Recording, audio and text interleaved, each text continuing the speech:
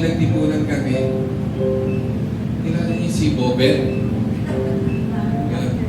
Kilala din eh. Inagaw niya yata yung saranggola ko. Tapos sinumbong ko kay Ate Ellen.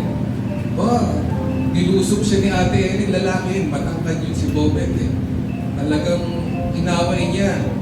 Kasi si Ate Ellen, kahit ganyan, ate, ganda ng ilong mo, pang boxing. Pwede ka. Talagang paglalabang ka yan. Ganun ka-protective si Ate Ellen sa amin. Pang boxing talaga. Pareho lang naman. Pareho lang kami ng ilong. Pang boxing. Mabait na kapatid si Ate Ellen. At dahil sa maitan niya, in-extend niya yung tulong sa mga pamangkin ko. At nakita ko rin yung effort niya. Alam niyo, kahit anong hilingin niya sa akin, nagtatrabaho na ako noon. Alam niyo, lagi niya hinihiling sa akin, son, walang sapatos. Yung si Sheshe, si Bambam, wala silang damit, tuition.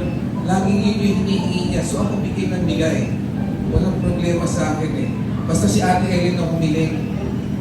Talagang kahit wala akong pera, bibigay ko. Dahil ganun ka-respeto, ganun kataas ang pagtingin kay Ate Ellen. Ganun kay Kuya Tony.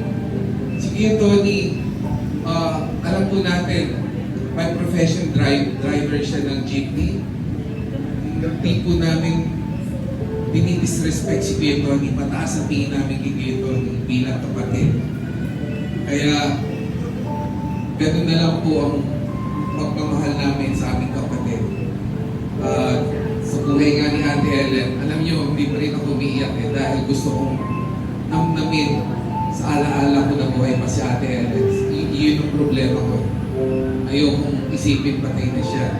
Pero somehow, darating ang panahon magsisinti niya, pero gusto kong i-enjoy pa sa alaala ko na buhay pa siya. At muli, nagpapasalamat ako sa inyong lahat. Maraming salamat sa inyong lahat sa pagsuporta niyo sa buhay ng kapatid ko. Maraming salamat.